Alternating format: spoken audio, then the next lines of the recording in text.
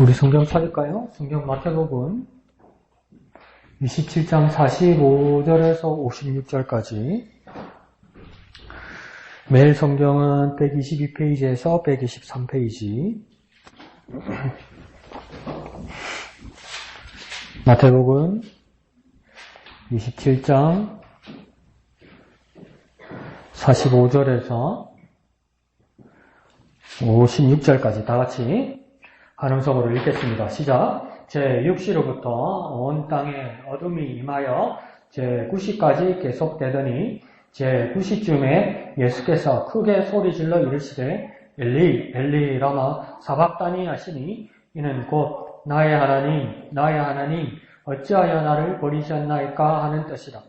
거기 섰던 자 중 어떤 이들이 듣고 이르되 이 사람이 엘리야를 부른다 하고 그 중에 한 사람이 곧 달려가서 해면을 가져다가 신 포도주에 적시어 갈대에 깨어 마시게 하거늘 그 남은 사람들이 이르되 가만두어라 엘리야가 와서 그를 구원하나 보자 하더라.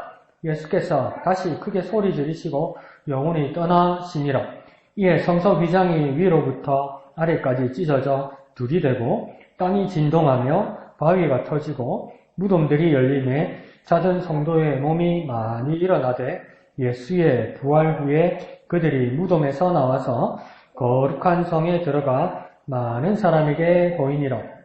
백부장과 및 함께 예수를 지키던 자들이 지진과 그 일어난 일들을 보고 심히 두려워하여 이르되 이는 진실로 하나님의 아들이었도다 하더라. 예수를 섬기며 갈릴리에서부터 따라온 많은 여자가 거기 있어 멀리서 바라보고 있으니 그 중에는 막달라 마리아와 또 야고보와 요셉의 어머니 마리아와 또 세베대의 아들들의 어머니도 있더라. 아멘. 그 예수님의 운명하시는 모습을, 그 장면을 오늘 매일 성경에서는 우리가 보게 되고 나중에 우리 초록색 공가를 보게 될 때는 예수님의 부활에 대해서 또 우리가 보게 될 겁니다. 그래서 먼저 예수님의 죽음에 어떤 사건이 있었고 어떤 일들이 있었는가 그런 것들을 보게 될 겁니다. 그래서 저와 여러분이 성경을 보는 이름으로 명기된 이름들을 볼 때는 예수님의 제자가 크게 몇 명이었습니까? 12명이었죠. 그죠? 12명이었는데 목요일이었습니까? 예수님의 시신을 안치한 사람은 누구였습니까? 그 사람 이름이 아리마대 요셉이었다. 그죠? 근데 그 사람의 신분을 뭐라고 되어 있습니까? 부자이며 예수님의 제자라고 이야기했단 말이에요. 근데 12명 안에 아리마대 요셉이 들어갑니까? 안 들어가요. 근데 예수님의 제자란 말했단 말이에요. 그러면 예수님의 제자는 12명 외에도 많은 제자들이 있었다는 것이죠. 그러면 우리가 상식적으로 생각할 때 예수님이 12그 남자들의 제자 외에 나머지 많은 제자들이 있어서 아리마대 요셉도 그 제자였다면 과연 제자들은 남자만 있었을까요? 여자도 있었다는 게 거의 분명하다는 거예요. 그죠? 남자가 그렇게 많이 있으면 여자들도 있었겠죠. 그래서 오늘 읽었던 55절, 56절에서도 그 흔적이 보이는 겁니다. 55절에 예수를 섬기며 갈릴리에서부터 따라온 어떤 여자요? 많은 여자들이 거기에 있어 멀리서 바라보고 있었다 그러잖아요. 그러니까 많은 여자들이 뭡니까? 예수님을 섬기는 사람이었고 그래서 예수님을 따라왔다고 했잖아요. 따라오는 팔로우라는 뜻이 뭐라고 했습니까? 제자라고 그랬잖아요. 참 섬기는 자. 그러니까 그 당시에 예수님의 여제자들이 한둘이 아니고 많았다는 거죠. 그걸 여러분 정확하게 생각하고 있어야 됩니다. 그래서 56절에는 그 몇 명의 이름들이 나오는 겁니다. 누가 나옵니까? 막달라 마리아, 야고보와 요셉의 어머니 마리아와 또 세베의 아들들의 어머니가 있었다. 그러니까 세베대의 아들들의 어머니 이러면 이 세베대의 아들들은 누구입니까? 조금 어렵나요? 12명 안에 들어가는 그 2명이죠. 누구입니까? 어떻게 알았어? 박명. 원래 알고 있는 거야? 내가 미영이를 가속평가했구나. 대단한데? 세베대의 아들들은 누구냐면 야고보와 요한입니다. 야고보 요한이라 그랬지? 야고보와 요한입니다. 그 야고보와 요한의 어머니 되는 이 모친도 따라왔다는 겁니다. 근데 옛날에 이 모친이 사고 쳤죠? 무슨 사고 쳤습니까? 예수님 나 이제 곧 죽을 거다. 여기서 정리하고 하나님 나라 갈 거다 그러니까 이 어머니가 야고보 요셉의 어머니, 이 세배들의 아들들의 어머니가 어떻게 하던가요? 예수님한테 와서. 금시초문? 네.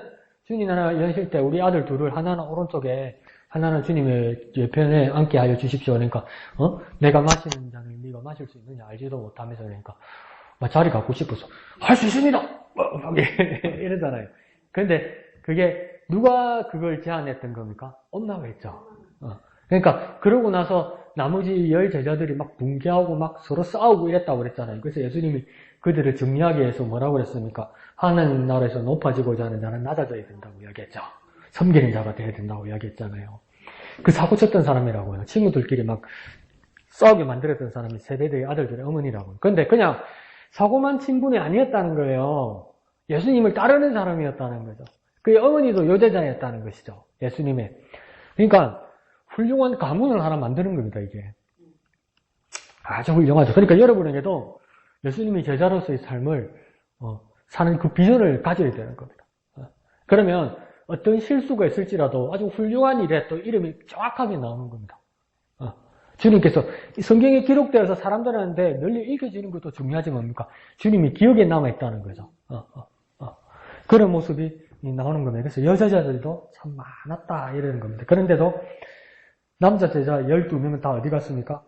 먼저 도망갔어. 체력이 좋아서 이제 달리기도 빨라서 그런지 먼저 도망갔어. 먼저 갔어. 나는 죽으면 죽었지. 예수님 부인 안 하고 차라리 죽는 게 낫다고 하니까 다 도망갔어.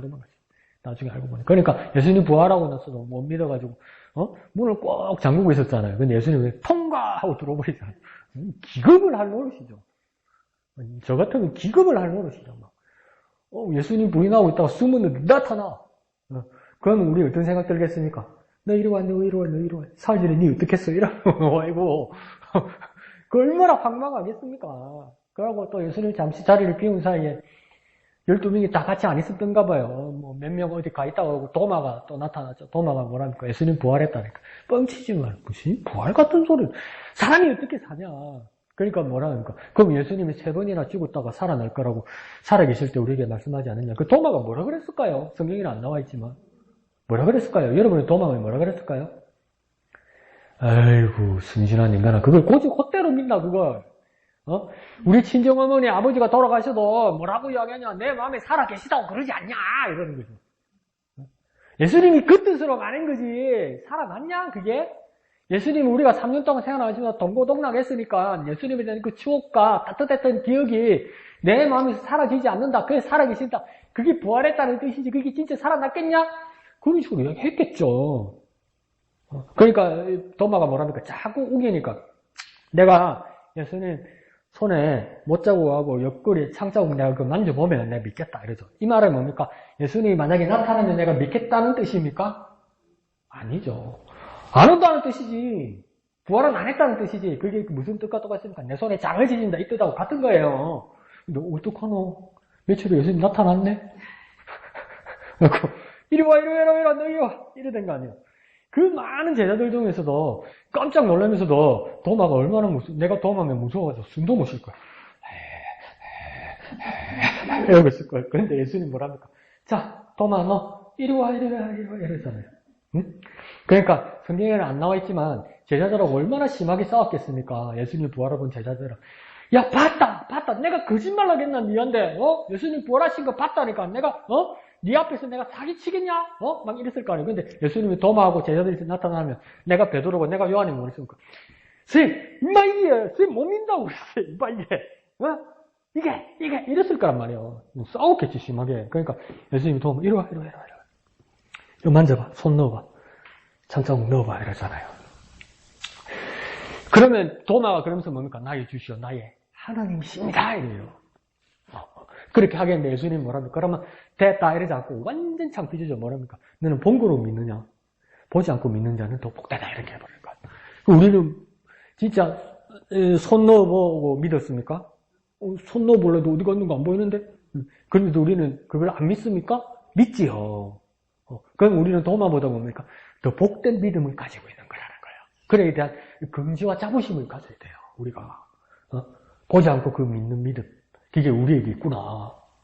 그런데 오늘날 사회가 변화하면서 저 유럽이나 어떤 자유주의 신학을 하는 신학자들이나 목사들도 여전히 그렇게 말합니다. 주님의 부활은 의미고 상징이다. 좋은 뜻이죠. 그죠? 주님의 부활이 나의 부활이 되고, 주님의 생명이 내 생명이 되고, 그 의미와 그 상징성을 깊이 깨닫는 것이다. 근데 이게 함정이 있어요. 그 사람들의. 도마하고 똑같은 믿음이에요. 살아났다는 뜻이 아니고, 의미가 그렇다고, 상징이 그렇다고 이래버리는 거죠. 세상이 그렇게 변하고 있어요. 그 안에서도. 그 무서운 일이죠. 무서운 일이죠. 이 사람들이 다시 주님의 부활을 실제로 깨닫는 방법은 뭐가 있겠습니까? 주님이 다시 와서 넣어보고 만져보라는 것밖에 없는데 주님이 이제 그렇게 하신다고 했습니까? 이제 그러지 않는다고 이야기했죠.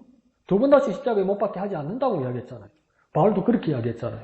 그러니까 이게 정말 비참해져 가는 겁니다. 우리가 믿음이 옅어져 가버리면 예수님의 부활절을 섬기기도 해요. 근데 그걸 뭐라고 믿냐면 예수님이 진짜 부활한 게 아니고 그게 좋은 뜻이다. 나에게 삶의 모토가 되고 금지가 된다. 이렇게만 생각해 버린단 말이에요. 근데 부활은 뭡니까? 실제적인 거예요. 진짜예요, 진짜. 근데 그거 신기하지 않습니까? 세상의 모든 종교의 교주들이나 세상의 모든 신들이 사람들과 가까이 하고 세상으로 왔다 해도 태어나긴 했어요. 교주들도. 태어났어요. 그리고 또 자기 수명을 다하거나 사고로 다 죽었어요. 자기 운명이다 해서. 그 예수님도 태어났어요, 세상에. 그리고 예수님 운명을 다해서 죽으셨어요. 그런데 그 어떤 종교에도 죽었다가 살아났다고 하는 게 딱 하나밖에 없단 말이에요, 이게. 네. 어떤 종교도 죽었다가 살아났다는 이야기는 없단 말이에요. 근데 우리 그리스도교만, 성경을 보는 우리만 하나님의 아들이 죽었다가 살아났다고 얘기했단 말이에요. 그 왜 살아났냔 말이에요. 내 능력 있지? 내 진짜 하나님이지? 너 의심했지? 이게 진짜다. 너 믿어라. 이것도 있지만 그보다 더 중요한 건 뭡니까? 사람으로 오셔서 우리를 살리기 위해서 살아나셨단 말이에요. 그게 얼마나 귀한 일입니까? 그래서 정말 무신론자, 불신자들, 객관적으로, 자기들 나름대로 객관적으로 여러 종교들을 이렇게 해석하고 역사 안에서 이렇게 관찰하는 사람들도 뭐라고 이야기하냐면, 자기들 사회과학적인 눈, 인문학적인 눈으로는 이 기독교의 교리들이 황당하죠. 성경 말씀도 황당하죠. 죽었다가 살아났다 사고, 홍해가 바다가 반쪽으로 갈라졌다 해갖고, 뻥치고, 그래갖고 건너갔다 사고, 도시락 이름으로 5,000명이 묵었다 사고, 참 황당하다, 황당해, 이래요. 근데 아직도 풀지 못하는 전 세계 인문학자와 역사학자들의 미스테리가 뭐냐면, 이렇게 황당한 이야기를 하면서 핍박을 받으면, 세상의 대부분의 종교가 다 없어졌다는 거예요. 없어졌어요. 그 당시에 고대사회의 조로아스트교 이런 경우는 엄청난 종교였거든요. 없어졌어요. 그런데 첫 번째 미스테리가 뭐냐면 왜 이렇게 지나치게 그리스도교가 핍박을 받을까? 이게 첫 번째 미스테리래요. 이렇게까지 감정적으로 핍박할 이유가 있는가? 온 세상이 그 당시에 초대교회 당시에 이거 미스테리래요. 이렇게까지 미워할 필요가 없대요. 안 믿으면 그냥 안 믿으면 되잖아요. 무시하면 되잖아요. 그럼 사라지거든요. 근데 왜 세워놓고 이렇게 핍박하고 죽이고 협박하냔 말이에요. 그렇게 저항하지도 않았는데 무장봉기하지도 않았잖아요. 그냥 죽잖아요. 그냥 죽어. 그러면 사라져야 되잖아요. 그 다음 두 번째 미스테리가 뭐냐면 왜 이렇게 부흥하냐? 이게 미스테리라는 거예요. 이 정도 핍박받으면 몇십 년 안에 사라지는 게 정석인데 이 왜 2000년을 걸쳐서 이렇게 왜 부흥하고 이 난리냐는 거예요. 그러니까 그걸 이해를 못하겠대요. 이해를. 그러면 오늘 부활의 아침에 저와 여러분이 이해할 수 있는 방법은 뭡니까? 그리스도교는요, 죽이면 살아나는 종교예요. 왜? 부활이 종교이기 때문에 그래요. 심지어 뭡니까? 부활하기 위해서 먼저 죽어요. 막 죽이면 내 살아나지 이런 종교가 아니고요. 내가 살기 위해서 먼저 죽겠다는 거예요. 그러면 영원히 산다는 거예요. 세상에 이런 종교는 없어요, 여러분. 비교 불가예요, 비교 불가. 그런 주님을 우리가 만난 거예요, 그런 주님을. 그 부활의 주님을 우리가 만난 거예요. 목사님 말씀하시는 것처럼 그 부활의 날을 한두 번만 기념하는 것이 아니라, 그러니까 매주일, 안식구 첫날, 일요일, 썬데이, 이 날을 주일이라고 불러서 매번 기억하는 거예요. 그러니까 기독교는 여러 종교 중에 무슨 종교입니까? 부활의 종교입니다. 부활의 종교. 다시 살아나는 종교예요. 다시 살아나는 종교. 이건 전 세계에 없어요. 가만히 생각해보세요. 다시 살아나는 종교 있어요? 없어요. 다시 살아나서 영생하는 종교 있어요? 없어요. 살기 위해서 죽는 종교 있어요? 없어요. 신이 죽었다가 살아난다고 그런 일이 어디 있어요? 그러니까 모든 세상의 모든 종교에는 자기 신이 태어나는 탄신일들이 다 있죠. 다 있어요. 다. 그러니까 기독교에도 뭡니까? 탄신일이 있죠. 그날이 어떤 날입니까? 성탄절이죠. 크리스마스죠. 다 있어요. 다. 근데 살아났다고 부활했다고 기념하는 종교는 기독교밖에 없어요. 이거밖에 없어요. 이거밖에. 그럼 그 부활을 기억하면서 과연 예수 다시 사셨다. 이와 더불어 우리가 기억할 게 뭡니까? 예수 부활이 내 부활이 될 거다. 그것 때문에 예수 부활을 믿는 거예요. 내가 믿는 예수님은 진짜 대빵이다. 진짜 대박이다. 대박. 진짜 살아나고 진짜 비교불가다. 진짜 자랑스럽다. 이걸로 끝나는 게 아니고요. 그 예수의 부활처럼 나도 다시 살아날 것이다. 그것 때문에 예수의 부활을 보는 거예요. 그러니까 우리가 어떻게 진심으로 고백할 수 있냐면 예수 부활, 내 부활. 뭐라고요? 예수 부활, 내 부활. 내 부활이 돼야 되는 거예요. 그 좋은 말이다, 좋은 뜻이다, 상징적으로 예수님이 내 마음에 살아계시다 하면 좋은 뜻이다. 그걸로 끝나는 게 아니에요. 진짜 살아계시기 때문에 내 마음에 들어오신 거예요. 내가 감상하는 게 아니고 실제적인 거예요. 감상이에요. 실제적인 거. 그 부활을 매번 기억할 수 있다는 게 얼마나 감사합니까? 이 주일 하루뿐만 아니라 1년 365일, 특별히 1년 52주를 매번 주님의 부활하신 그 주기를 따라서 우리가 예배한다는 것은 뭡니까? 그 기독교의 가장 큰 초점은 뭐라는 겁니까? 부활입니다. 부활. 부활입니다. 부활. 근데 이제 무서워요. 세상이. 아니 교회가 무서워요. 부활했겠어. 부활했겠어. 내 마음에 좋은 추억으로 살아계시지. 이제 이렇게 가르치는 데가 있단 말이에요. 그러면 성도들한테 뭐라 가르쳐야 됩니까? 남은 세월 건강하게 맛있는 거 잘 먹고 세월 따라 잘 돌아가십시오. 그거 똑같은 거예요. 그게.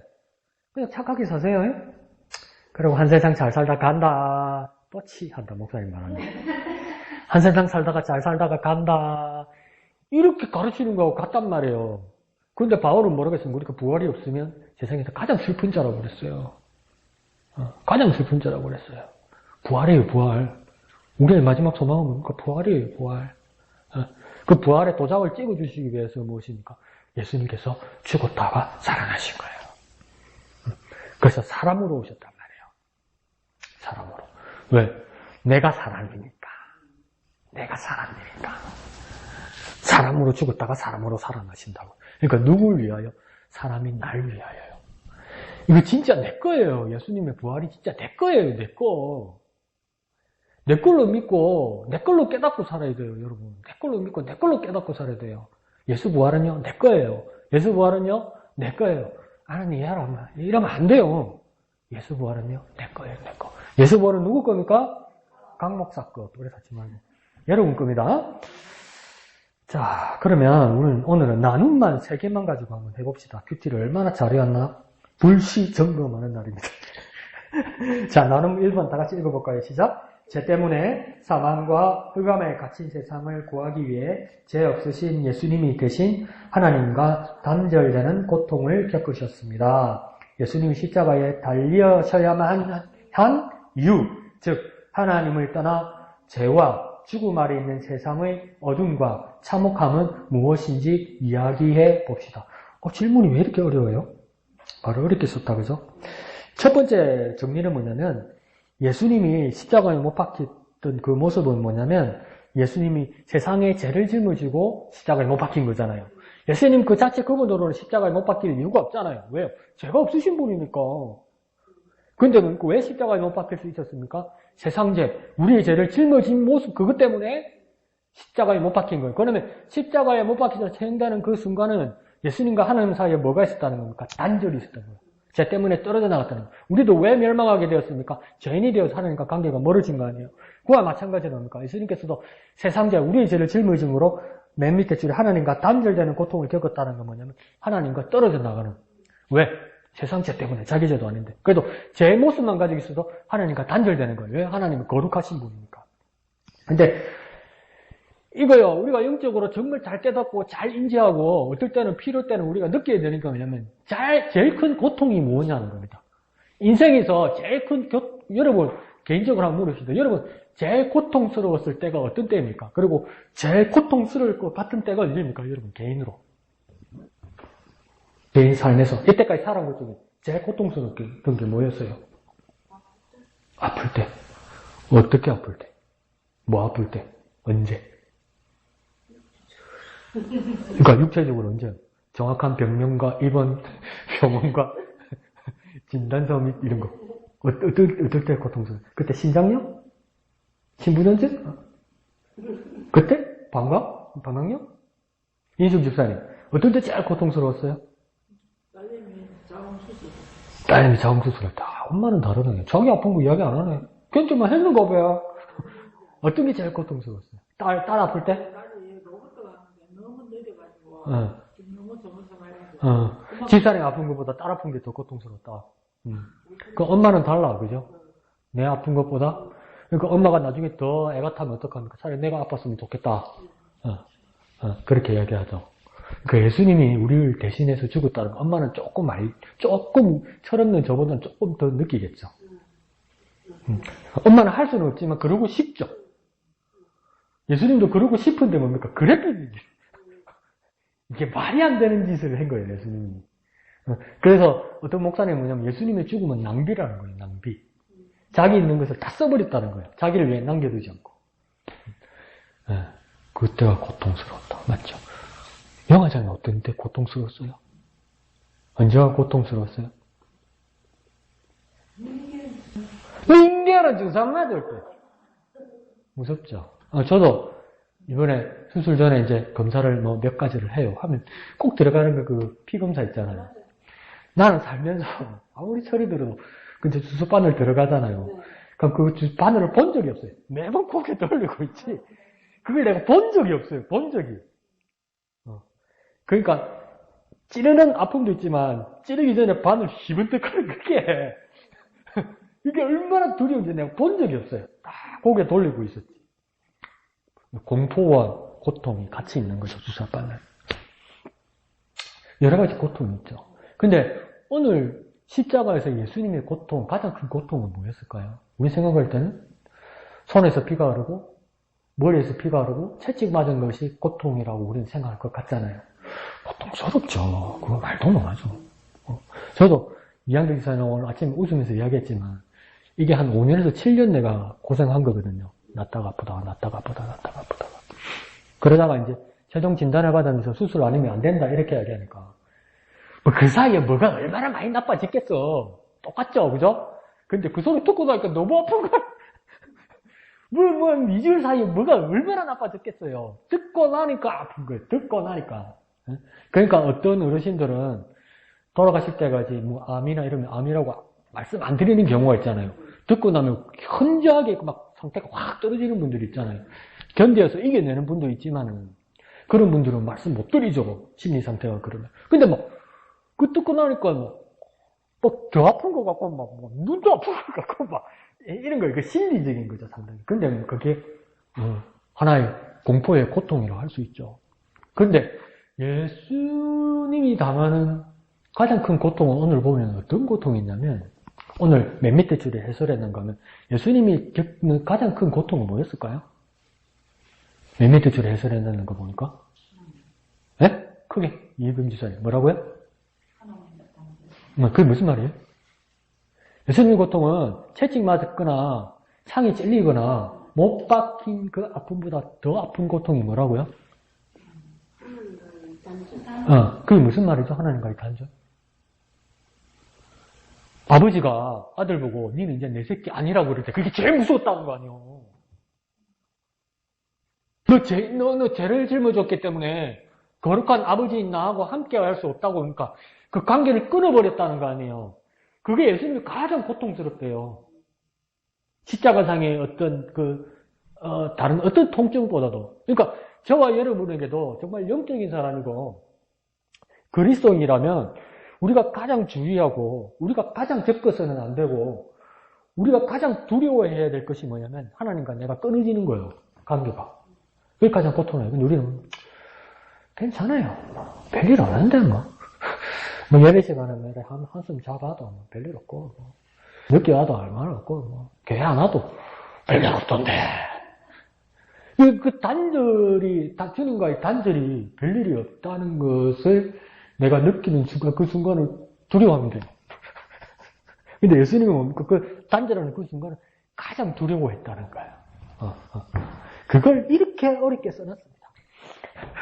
자, 그래서 예수님이 십자가에 달려야만 한 이유는 무엇인가? 그러면 예수님이 십자가에 달려야 한 이유, 그래서 즉 하나님을 떠나 죄와 죽음 아래에 있는 세상의 어두움과 참혹함은 뭐 말을 이렇게 써놨노? 이것만 봅시다. 그러면 예수님이 십자가에 달려서 그러면 이렇게까지 고통을 감내하면서 예수님이 십자가에 달려서야 했던 이유는 뭡니까? 뭐죠? 여러분 생각에, 여러분은 묵상한 것 중에 예수님이 왜 십자가에 달려 돌아가셔야 되죠? 우리를 위해서? 대신해서? 그쵸. 원래는 우리가 죽어야 되죠. 그죠? 우리 죄값 때문에. 근데 예수님이 대신, 이게 얼마나, 뭐라고요? 그러니까 그걸 우리는 뭐라고 배웠냐면 대속이라고 배웠죠. 그죠? 대신 죄를 속해주시는 거, 대속. 그런데 1947년도에 대한민국 제주도에 어떤 일이 있었냐면 대살이라고 있었대요. 대살. 대속이 아니고 대살. 살. 죽인다는 살. 대살. 이 대살이 뭐냐면요. 제주 4.3 사태 때 제주 인구가 30만 명인데 7년 동안 3만 명이 죽었어요. 근데 거기에서 추정되는 인구에서 진짜 공산주의자는 한 300명 될 것 같아요. 그들을 토벌하기 위해서 3만 명을 죽였어요.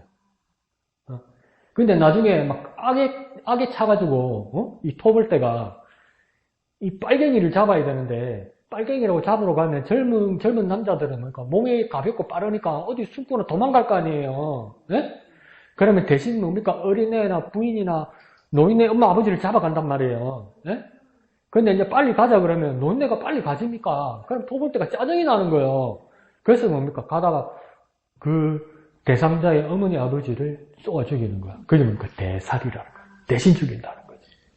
이게 얼마나 비참한 일입니까? 그래서 제주도 인구의 10분의 1이 죽었습니다. 그래서 그걸 대살이라고 그러는데 내가 얼마나 깜짝 놀랐는지. 이게 얼마나 처참하고 비참한 일이에요. 말도 안 되는 일이에요. 그 예수님이 내가 죽어야 되는데 뭡니까? 예수님이 대신 죽은 거. 이게 얼마나 처참한 일입니까? 어디 가게 가서 돈하고 물건하고 바꿔가지고 사고 오는 그런 거 아니에요, 여러분. 어디 가서 티켓 끊어오는 거 아니에요. 그러면 다시 우리 자신에 돌아서 생각하면 뭐냐면 내 죄가 그만큼 심각한 거예요, 여러분. 내 죄가 정말 심각한 거예요. 그래서 내 죄가 너무 심각해서 내가 죽었어도 해결할 수 없기 때문에 하나님의 아들이 죽은 거예요. 하나님의 아들이 자신의 목숨을 낭비한 거예요, 낭비. 자기를 위해서 남겨두지 않고 다 써버렸단 말이에요. 자기 목숨의 100%를. 그러니까 우리를 위하여 죽으신다 할 때 그 뜻이에요, 여러분. 아이고, 내 죽을 거면 줄 잘 서가지고 예수님 만났네, 살았네, 할렐루야! 이게 아니에요, 지금. 우리 죄가 엄청 심각한데 그걸 해결하셨다는 것이죠. 그 이유는 다 하나예요. 그러면 예수님 입장으로 한번 돌아봅시다. 내가 예수님이다. 될 일도 없지만 또 이것만 떠나가가지고 강 목사가 주일 오후에 설교하는데 뭘 잘못 묻는가? 지가 예수님이란다. 또 이러지 말고 내가 그 이야기가 아니잖아. 아니 내가 예수님이라면 내가 죽어야 할 이유가 내가 모든 사람들의 세상 사람들의 죄를 위해서 내가 꼭 죽어야 합니까? 꼭 죽어야 할 이유는 없죠. 왜? 내가 죽기 싫으면 그만이지. 내가 죽기 싫으면 그만 아니에요? 왜 나를 왜 꼭 죽어야 돼요? 꼭 죽어야 할 이유는 없죠. 우리는 절대적으로 필요하죠. 근데 당사자인 예수님 입장에서는 꼭 죽어야 할 이유는 없죠. 근데 왜 죽은 거야? 근데 예수님은 왜 죽은 거야? 답이 하나밖에 없어요. 뭐예요? 왜 죽었죠? 왜 죽었죠? 그리고 우리 죄를 사하기 위해서 죽었잖아요. 그죠? 왜 사하려고 죽었죠? 한이가 자궁수술을 하러 갔는데 시간이 많이 걸리고 잘 안 되더라고요. 그러니까 뭐 있을 수도 없는 일인데 엄마가 대신 아프거나 엄마가 대신 희생됐으면 좋겠다는 마음을 가졌어요. 그럼 이승기 선생님, 한이에 대해서 뭘 느끼기 때문에 그런 거예요? 한이를 어떻게 하기 때문에 그런 거예요? 그렇지. 예수님이 우리를 위해 죽으신 이유는 하나밖에 없어요. 안 해도 돼요. 그런데 했어요. 사랑하기 때문에 그런 거야. 이유는 하나밖에 될 수가 없어요. 사랑하기 때문에 그런 거야. 날 사랑하셨대요. 그래서 자기가 죽겠대요. 그 이유입니다. 자, 2번 나눔 2번 볼까요?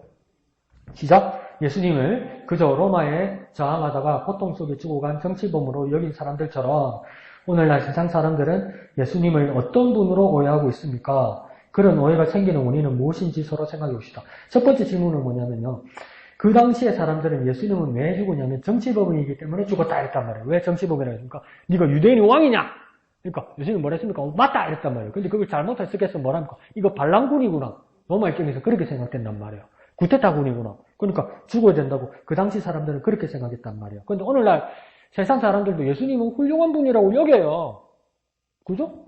성인이라고 여겨요. 근데 우리가 볼 때는 어떤 오해가 있는 겁니까? 예수님에 대해서. 세상 사람들은 예수님을 나쁘다고 말 안 해요. 예수님 훌륭하다고 그래요. 그런데 그러면 어떤 오해가 있는 겁니까? 세상 사람들이 예수님에 대해서 무엇을 잘못 알고 있는 겁니까? 어떤 차이가 있어요? 내가 아는 예수님과 세상에 아는 예수님 사이에는 어떤 차이가 있습니까?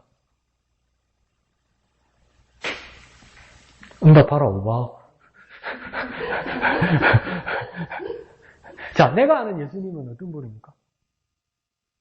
여러분 생각해. 정답이 어디 있어요? 여러분 생각해. 내가 아는 예수님은 어떤 분입니까?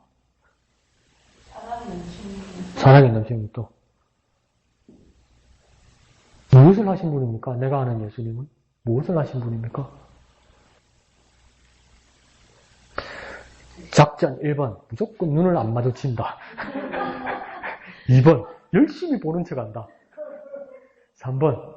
웃어도 절대 안 마주친다. 세상 사람들도 예수님을 알고 나도 예수님을 안단 말이에요. 근데 내가 아는 예수님은 뭘 하신 분입니까? 오늘 부활절 절기를 따라서 생각하면 예수님은 뭘 한 분입니까? 우리를 대신해서 십자가에서 달려 돌아가시고 또 오늘과 같이 우리를 위하여 부활하신 분이다 이 말이죠. 그죠? 그러면 세상 사람들도 예수님 훌륭한 분으로 믿단 말이에요. 그럼 세상 사람들은 내가 아는 것과 달리 어떻게 알고 있나요? 들어보니까. 이번 유사님 뭐라고요? 작은 소리 빨리 마치라 이랬어요? 예수님 어떤 분, 세상 사람들은 예수님 어떻게 생각합니까? 동등한 신이라 생각한다. 또.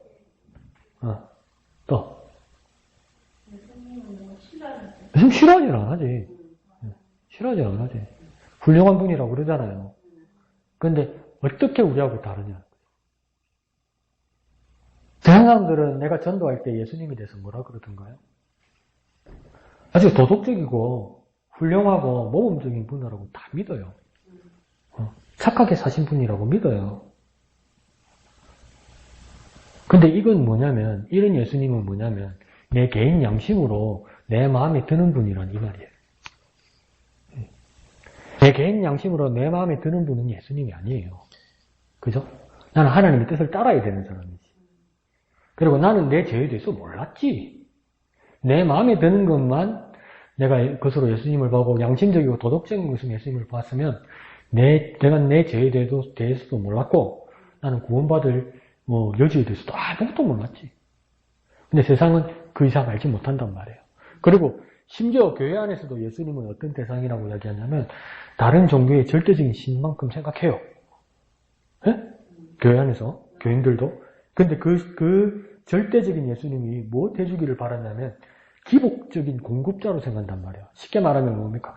달라 하면 줘야 되는 분이란 말이에요. 엄청 능력 있고 엄청 많이 가지고 계신 분이라는 걸 절대적으로 믿어요. 그분이 유일하신 예수님이라는 걸 믿어요. 무궁무진하게 모든 것을 가지시고 무소부재하시고 전지전능하셔서 뭐든지 하실 수 있는 분이고 내가 기도하면 무조건 응답하시는 예수님이란 걸 믿어요.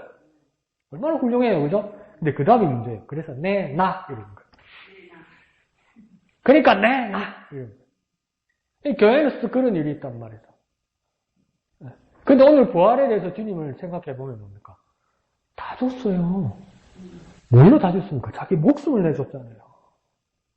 온천을 낳고도 사람이 이제 온천을 낳고도 제 목숨을 잃으면 무엇이 유익하리요? 예수님 이렇게 말씀하셨잖아요. 그 말은 뭡니까? 사람에게 제일 중요한 것은 어떤 재물보다도 중요한 것이 목숨이라는 거 아니에요. 그죠? 근데 이 말은 뭐냐면 예수님 자신도 사람으로 오셔서 자기 목숨이 제일 중요하다는 걸 말하는 거예요. 예수님도. 근데 예수님에게도 제일 중요한 목숨을 뭡니까? 우리를 위해 내주셨단 말이에요. 쉽게 말했습니까? 우리 때문에 죽었다고요. 여러분, 남을 위해서 죽을 수 있습니까? 말도 안 되는 소리라니. 근데 죽었단 말이에요. 근데 이걸 세상이 이해하지 못한단 말이에요. 예수님은 훌륭한 분이고, 잘해줬고, 기적도 일어나고, 달라면 다 줬고, 다 알아요. 심지어 교회 안에서도 뭡니까? 능력의 주인이고, 기도하면 무조건 응답하시는 분이라고 믿어요. 그래서 뭡니까? 예수 이름으로 기도드립니다. 아멘. 이게 뭡니까? 뉘앙스도 똑같다. 운율도 똑같다. 아멘. 네, 나. 근데 예수님은 뭡니까? 다 줬는데. 이 생각의 한계를 넘어서야 되는 거죠. 그 세상과 우리 생각이 예수님에 대해서 이렇게 다르다는 겁니다. 아이고, 자꾸 내가 하네. 나눔 3번 시작. 하나님의 아들이 자기 몸을 찢으신 십자가는 하나님께 나아가는 길이 되었고, 그분의 죽음은 생명이 되어 많은 사람을 구원했습니다. 이것을 믿는 것이 신앙입니다. 십자가 사건의 참 의미를 아는 사람과 모르는 삶은 어떻게 다른지, 십자가의 은혜를 깨닫고 나서 내 삶은 어떻게 달라졌는지 이야기해 봅시다. 십자가의 참 의미를 아는 사람과 모르는 사람은 어떻게 다릅니까? 십자가의 의미를 아는 사람과 모르는 사람은 어떻게 다를까요? 그럼 또 이럽니다. 나도 잘 모르겠는데 또 이렇게 큰일 난대. 십자가를 아는 사람과 모르는 사람은 어떤 차이가 있습니까? 그러면 차이는 놔두고 내가 진짜 십자가를 향하는 사람이다. 그럼 나는 어떤 삶을 사는 사람입니까? 참된 사람. 참 정답만 말한다. 참된 삶. 그럼 거짓 삶이겠냐? 자, 십자가를 아는 사람의 삶은 어떻게 다를까요? 세상과. 나는 세상과 어떻게 다르죠? 또 이러면 똑같은데? 또 이러면. 십자가를 아는 삶은 어떻게 다를까? 아주 원색적으로 무식하게 말씀드려볼까요? 십자가를 아는 사람은요, 십자가를 향하는 사람이에요. 십자가를 바라보는 사람이에요. 십자가를 아는 사람은 십자가를 보죠. 봤으니까 알지. 안 봤는데 어떻게 알아? 경험했으니까 깨닫지. 그러면 여전히 십자가를 아는 사람의 삶은 뭡니까? 여전히 십자가를 바라보는 삶이죠. 내가 정말 십자가를 향하는 삶의 사람이면 여전히 십자가를 바라보는 사람이 되어야 됩니다.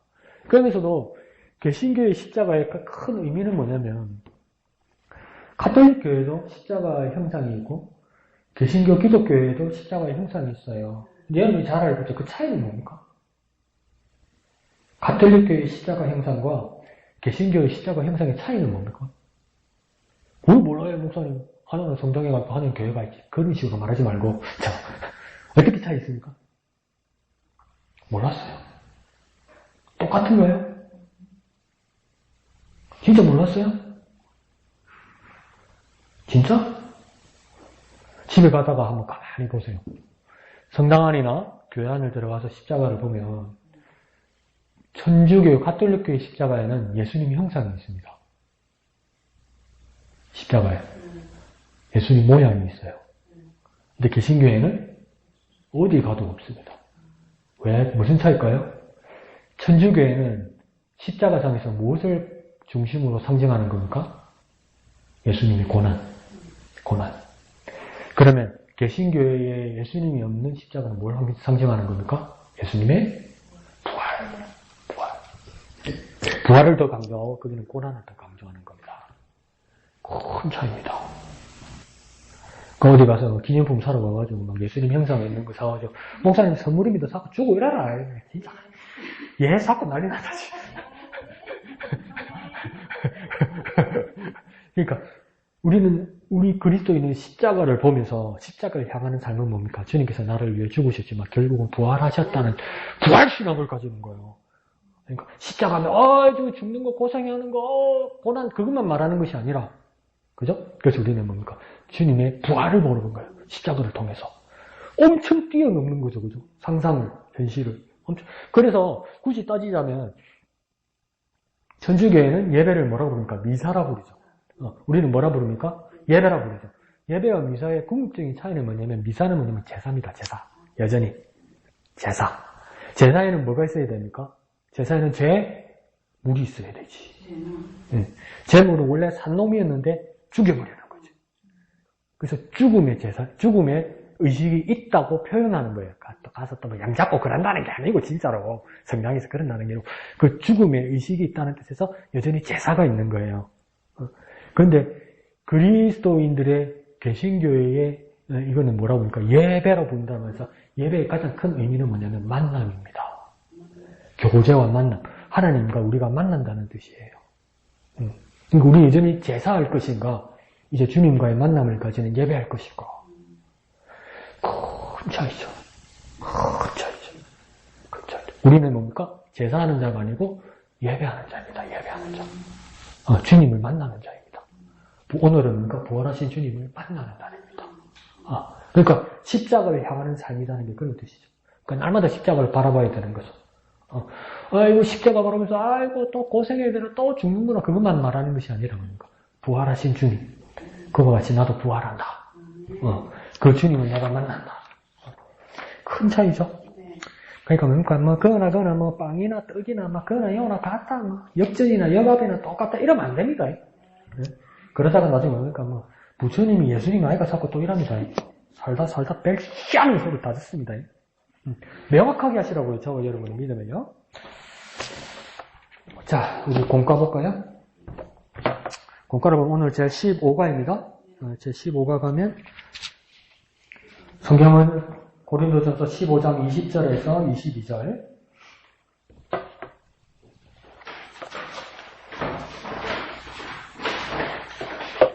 고린도전서 15장 20절에서 22절 다 같이 읽을까요? 시작. 그러나 이제 찾았나요? 고린도전서 15장 20절에서 22절 다 같이 읽습니다. 시작. 그러나 이제 그리스도께서 죽은 자 가운데서 다시 살아나사 잠자는 자들의 첫 열매가 되셨도다. 사망이 한 사람으로 말미암았으니 죽은 자의 부활도 한 사람으로 말미암는도다. 아담 안에서 모든 사람이 죽은 것 같이 그리스도 안에서 모든 사람이 삶을 얻으리라. 아멘. 진짜 정리 잘했다, 바울이. 그죠? 뭐 더 이상 설명할 게 어딨어. 말 그대로지. 말 그대로지. 뭐 설명할 게 어딨어. 이걸 뭘 어떻게 설명해줘야 돼. 뭐 내가 뭐 마당놀이 하면서 앞구르기를 해야 돼. 뭘 해야 돼, 이게. 원맨쇼를 해야 돼. 뭘 해야 돼, 이게. 내가 여기서 코미디를 해야 돼. 뭘 해야 돼. 그냥 말 그대로예요, 그대로. 바울이 이제 15장 찾으면 어떡하냐. 자, 봅시다. 오른쪽 제목 한번 읽어볼까요? 시작. 첫 열매가 되신 예수님. 자, 첫 예수님이 어떤 분이 되었다고요? 첫 열매가 되셨다고 이래 얘기해요. 그럼 예수님은 무엇의 첫 열매가 되셨을까? 오늘 물어보는데 뭐 딴 말이 있겠어요? 무엇의 첫 열매겠어요? 네. 잠자는 자들의 첫 열매, 죽은 자들의 첫 열매란 뜻은 무슨 말일까요? 잠을 잤으면 이제 뭐 해야 되죠? 밤에 잤으면 아침에 뭐 해야 되죠? 깨어나야 되죠. 그죠? 그러면 이 잠자는 자를 죽은 자들과 같이 연결해서 이야기했다면 죽은 자는 나중에 뭐 한다는 겁니까? 부활한다는 거죠. 그럼 예수님은 무엇의 첫 열매가 되셨다는 겁니까? 그렇죠. 부활의 첫 열매가 되셨다 이 말이에요. 부활의 첫 열매. 첫 열매라고 그러면 첫 열매니까 그 다음 두 번째, 세 번째 쭉 따라서 열매들이 나오겠죠. 그 따라 쭉 따라 나오는 자들이 누굽니까? 우리 그리스도인들이란 말이에요. 예수님께서 부활의 첫 열매가 되셔서 그 뒤에 쭉 따라 나오는 이 열매들이 다 뭡니까? 우리가 부활하는 그 결과를 얻게 된다 이 말이죠. 누구 때문에? 예수님 때문에 그렇게 된다 이 말이에요. 그러니까 첫 열매는요, 부활의 첫 열매가 되신다 예수님. 그러니까 부활의 첫 열매가 되신 이유는 무엇이겠습니까? 우리를 위해서요. 우리를 위해서. 나머지 우리들의 부활을 위해서 주님이 첫 열매가 되셨다 이 말입니다. 그 다음 중심 구절 15장 20절 다시 한번 읽어볼까요? 시작. 그리스도께서 죽은 자 가운데서 다시 살아나사 잠자는 자들의 첫 열매가 되셨도다. 자, 그리스도께서 첫 번째 하신 일이 뭐라고 했냐면 죽은 자 가운데서 다시 살아나셨다는 거예요. 죽은 자에서 살아나셨다. 이걸 두 자로 바꾸면 오늘 말처럼 부활하셨다. 말이에요. 머리가 잘 돌아간다. 자, 죽은 자에서 다시 부활하셨다는 거예요. 부활하신 것은 무엇을 했었답니까? 잠자는 자들의 첫 열매가 되시게 했었다. 잠자는 자는 무엇과 똑같다고 이영도 기사님 말한 것처럼 죽은 자. 잠자는 자는 뭐 해야 되는 겁니까? 아침에 깨어나야 되겠죠. 죽은 자는 그러면 이제 무엇 한다는 겁니까? 부활한다는 거죠. 그러니까 예수님은 잠자는 자들의 깨어남이 되고 죽은 자들의 부활이 되는데 깨어남과 부활의 무엇이 되었다고 합니까? 첫 열매가 되셨다. 이 말입니까? 시작이 되었다. 그러면 그 진행과 마무리 그 과정 가운데서 우리가 있단 말이에요. 우리도 예수님과 같이 뭐 한다는 겁니까? 부활한다 이 말이에요. 예수님이 부활한 것처럼 우리도 부활한다는 거예요. 예수님께서 첫 열매가 되셨다는 건 뭡니까? 시작하셨단 말이에요. 테이프를 끊으셨단 말이에요. 그러니까 그 뒤를 따라서 쭉 예수님을 따르는 자들은 그러니까 다 부활한다 이 말이에요. 그러니까 바울이 정리를 엄청 잘한 거죠, 엄청. 여기에 대한 어떤 뭐 다른 논리가 끼어들지 못하도록 정확하게 정리를 해버린 거죠. 밑에 중심 주세요. 시작. 예수 그리스도의 부활은 우리도 부활한다는 것을 말한다. 설명자 잘 돼 있죠, 그죠? 그러니까 예수의 부활은 뭡니까? 우리의 부활이라는 거예요. 예수가 첫 열매가 되셨기 때문에 나머지 우리도 부활한다. 그러니까 이걸 더 짧게 요약하면 뭡니까? 예수 부활, 내 부활. 뭐라고요? 예수 부활, 내 부활. 그러니까 어떤 분들은 그렇게 가르치죠. 예수 죽음, 내 죽음, 예수 부활, 내 부활 이렇게 되는 거죠. 그러니까 세상에 어느 종교에 이렇게 하나님의 아들 하나님이 실행하신 적이 없단 말이에요. 다 입으로 끝내지, 입으로. 죄송합니다. 어른들 말로 다 입으로 조지지. 입만 살아가지고 그냥 말해버리지. 직접 일어나서 행동하시는 분은 없었단 말이에요. 그 성육신이라는 게 얼마나 우리에게 감동되고 귀한 일인지 모른다는 겁니다. 성육신이라는 거 하나님의 아들이 몸을 입고 왔다는 거예요. 무슨 몸이요? 사람의 몸을 입고 왔다는 거예요. 왜 사람의 몸을 입고 왔습니까? 사람 한번 살려보려고. 사람 살려보려고. 사람의 몸을 세상에 어떤 신도 이런 건 없단 말이에요. 그 비슷한 거 하나 있어요. 그게 뭐냐면 인도 힌두교에서 나오는 아바타입니다. 아바타. 들어봤죠? 아바타. 아바타. 컴퓨터 사이버상에서 노는 그 아바타. 이게 뭐냐면 자기의 뭐랄까요? 헛개비, 허수아비, 안 그러면 자기가 만든 인형 이런 것들이죠. 그럼 예수 그리스도 하나님의 인형이니까 예수 그리스도 하나님의 아바타 아니에요. 예수님은 뭡니까? 성육신에서 거룩하게 사람의 몸을 입고 오셔서 사람에게 영향을 미치는 거룩한 하나님의 아들 성육신이 되어 오셨단 말이에요. 엄청난 일이죠. 자, 밑에 여는 말이요. 첫 번째 줄에 예수님은 이 세상에 오시기 전 오실 것이라는 예언이 있습니다. 처음에 내가 이 말귀를 못 알아들어가지고 이 세상에 오시기 전 오실 것이라는 예언이 있어요. 이게 무슨 말이지? 이랬더니 이게 뭐냐면 하나 더 쓰면 돼요. 오시기 전에 오실 것이라는 예언이 있었습니다. 이 말이에요. 그러니까 예수님이 이 세상에 오시기 전에 하나님의 아들이 이 세상에 오실 거라고 이미 말해놨다는 거예요. 이미 많은 예언자들과 선지자들이 하나님의 약속을 말해놨다는 거예요. 죄인이 너를 위해서 하나님의 아들이 이 세상에 오실 것이다. 그런데 묻고 어떡하라 진짜 왔네 이렇게 돼버린 거예요. 2000년 전에 어머 진짜 왔네. 그러니까 그 말이 안 맞는 거지. 하나님의 아들이 우리 마음의 의미로 상징으로 와있다. 그 말이 안 맞는 거지. 하나님 항상 우리와 함께 있다. 내 마음으로, 내 생각으로, 내 좋은 추억으로. 근데 그렇게 예언자들의 말을 해석하려고 했는데 어마나 진짜 오셔버렸네. 이게 다른 거예요 여러분. 다른 사람들이 말하는 거하고 다른 거예요. 그리스도교는 이렇게 다른 거예요. 진짜 오셨다는 거예요. 그런데 어떻게 오셨냐? 그냥 오늘 기분 나서 오늘 마실 나와서 한번 가보자 이게 아니고요. 미리 다 말씀하셨다는 거예요. 그러니까 진짜 오셨다는 거죠. 그러니까 하나님의 계획안이 있었다는 거예요. 두 번째 줄에요. 인간이 죄를 지은 다음에 성경은 계속해서 메시아가 오실 것을 예언했습니다. 인간이 죄를 지은 다음에 성경은 계속해서 메시아가 죄를 구원할 메시아가 오실 것을 예언했습니다. 이거요. 잘 이해해야 됩니다. 자, 인간이 죄를 짓고 나니까, 아담과 하와가 죄를 짓고 나니까, 그때야 구원자를 준비하신다는 뜻이 아닙니다. 이 말은 창세전에 이미 하나님의 아들 메시아가 준비되어 있었고, 우리 사람들이 죄를 지음으로 그때야 메시아가 필요하다는 것을 깨닫게 되어서, 아, 메시아가 오시는구나 알게 되었다, 이 말입니다. 그러니까, 그러면, 더 여기다 덧붙이면 뭡니까? 우리가 죄에 대해서 깨닫기 전에, 우리가 메시아를 구하기 전에, 뭡니까? 하나님의 아들은 이미 메시아는 준비되어 있었다, 예비되어 있었다, 이 말이에요. 그러니까 영원 전에 하나님의 아들은 준비되어 있었다는 거야. 그러니까 우리를 향한 하나님의 사랑은 영원하신 사랑이란 말이에요. 영원하신 사랑은 지금으로부터 계속 이어지는 것뿐만 아니라 오래전에, 그 시작 전에, 그 시간 전에, 천지가 창조되기 전에, 내가 이 세상에 호적을 찍기도 전에 하나님은 내 이름을 기억하시고 날 사랑하셨다 이 말이에요. 세상에 이렇게 생각하는 종교가 어디 있어요? 자꾸만 종교를 비교하네 오늘. 세상에 이런 종교가 어디 있어요? 세상에 이것과 비교할 종교가 어디 있어요? 없죠. 자, 밑에서 하나, 둘, 셋, 네 번째 줄 가운데 보면 예수님께서는 이 세상에 오신 것도 역사적인 사실이고, 그러니까 예수님 태어나신 것 사실이고, 십자가에 달려 죽으신 것도 사실이고, 부활한 것도 사실입니다. 그러니까 첫 단추만 잘 깨면 이게 다 맞는 말인 거예요. 근데 첫 번째 것을 대강 생각하면 그게 있었던가? 없었던가? 라는 거. 이순신 장군이 계신 건 확실하지. 세종대왕이 한글을 창제한 건 확실하지. 근데 예수님은 이게 무슨 믿음의 삶이냐 이게. 앞에 단추를 잘 깨면 영원전부터 우리를 사랑하시고 계획하시고 예언하시고 그래서 오셨다는 것을 믿으면 그분의 오심, 그분의 죽으심, 그분의 부활하심도 그러니까 의심하지 않고 믿을 수 있다는 거예요. 근데 밑에서 두 번째 줄에요. 많은 사람들은 의심하고 있습니다.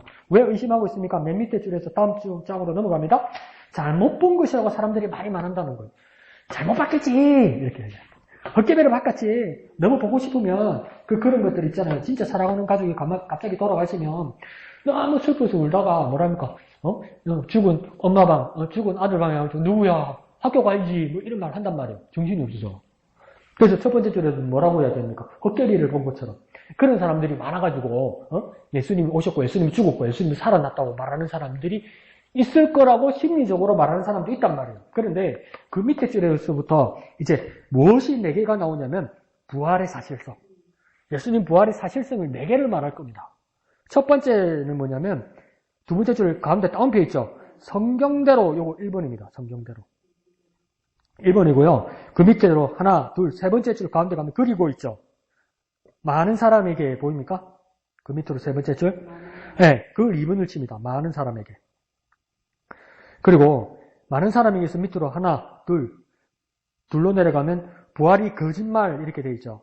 그걸 3번을 칩니다. 그리고 밑에서 하나, 둘, 세 번째 줄 보면 순교 있습니까? 밑에서 셋.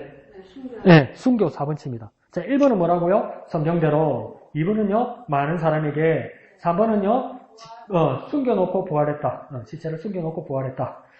네 번째는요, 순교. 이게 왜 부활이 사실성과 연결되냐면, 첫 번째는 뭐냐면, 성경대로로 말했죠. 이 성경대로라는 말은 뭐냐면, 이거 죽으면 안 되는데 갑자기 죽을 뻔네? 그러면 이거 어떡하지? 하나님은 이거 죽으면 안 되는데? 그러면, 이거 빨리 뭐 응급처치를 해서 더 살려내야 되겠다. 그래, 어떻게 될때 살아났다. 이런 부활이 아니라는 거예요. 그러니까 어떤 이야기가 나옵니까? 예수님의 부활을 부정할 때, 반신학자들이 뭐랍니까? 기절설. 이번은 뭐냐면 도둑설 이런 게 있습니다. 절도설. 기절설이 뭐냐면 순간에 이렇게 손에 십자가에 못 박히면 이거 뽑아가지고 응급처치하면 살지. 안 그렇겠어요? 그러니까 오래 안 달려 있었고 찔려도 아이고 아야 하고 손 빼가지고 어디 응급실 가가지고 안 그러면 순간에 기절했다가 깨워가지고 인공호흡 해가지고 살렸다 이 말이에요. 그 응급처치했다는 거죠. 그 여러분 깜짝 놀랄 이야기인데 신학을 공부하고 신약을 공부하다 보면 안 봐도 될 걸 많이 봅니다. 우리는 목사나 신학자들은. 그래서 여러분 그 아프리카의 성인이 누구입니까? 그 의사 알버트 슈바이처죠. 들어는 봤죠. 알버트 슈바이처. 이 사람이 뭡니까? 파이프 오르건 연주자고 그 다음 의사고 루터교 신학자입니다. 근데 알버트 슈바이처가 말했던 종말론은 뭐냐면 이 이야기입니다. 예수님께서 하나님의 아들로 이 세상에 오셨는데 그의 죽으심이 실패라고 얘기해요. 그 할아버지가 그런 말을 했다고? 근데 그게 어떻게 해서 자기는 그렇게 얘기했고 오늘날 어떻게 해서 우리는 문제가 있고 그래서 그 생각을 그대로 받아들인 사람도 있고 우리는 그렇게 해서는 안 된다고 말하는 사람도 있고 그렇게 복잡한 일들이 있어요. 그런데 왜 내가 이 이야기를 하냐면 갑자기 사고를 만나서 갑자기 뭐 응급 상황이 와서 잡혀가서 예수님이 죽은 게 아니라는 거예요. 왜요? 그가 죽을 거라고 그가 살아계실 때 예수님 입으로 3번이나 이야기했단 말이에요. 그리고 그러니까 그 전에 오래전에 많은 선지자들이 뭐냐면 하나님의 아들이 이 세상에 와서 죽을 거라고 말했단 말이에요. 수천 년 전부터. 그러면 예수님 죽었네? 그래도 하나님의 아들 능력으로 살아났네? 이것도 정말 놀라운 일이고 기쁜 소식이고, 어떤 사람들은 예수님이 못 박혔다가 기절했다가 살아났네? 아이고, 다행이네. 이렇게 말할 수도 있는 거고, 어떤 제자들은 머리가 영악한 어떤 제자들은 몰래 훔쳐갔네? 그래서 잘 숨가놨다고 이런 게 아니란 말이에요. 성경대로 죽으시고 성경대로 살아나셨단 말이에요. 먼저 말씀하신 대로, 이전에 말씀하신 대로, 이미 약속한 대로, 이미 선언한 대로 이 세상에 오시고 다 내가 고난받을 거라고, 하나님 아들이 고난받을 거라고 선지자들이 연전히 그대로 말했고 그대로 고난받으시더니 어머나 죽으시네, 어머나 죽은 걸로 끝난 줄 알았는데 어머나 살아나시네. 살아나는 이유는 무엇일까? 성경에 또 살아날 것을 이야기하더라는 겁니다. 하나님의 말씀 성경대로 살아났단 말이에요. 그리고 그 부활은 뭡니까? 응급 상황으로 지어낸 말이 아니라 사실이란 말이죠. 그게 성경대로라는 뜻이에요. 그 다음 두 번째는 뭡니까? 많은 사람들에게 보이셨다 이렇게 이야기하죠. 이게 뭐냐면 첫 번째는 그 위에 절에 보면 12제자에게 보였고요. 그 다음 500명 형제들에게 보였고요. 그 다음이 보인 게 뭡니까? 많은 사람들에게 보였다는 거예요. 그러면 한두 사람은 착각할 수 있어요. 그러니까 엄마가 만약에 그런 일이 있으면 안 되지만 그런 이야기를 하더라고요.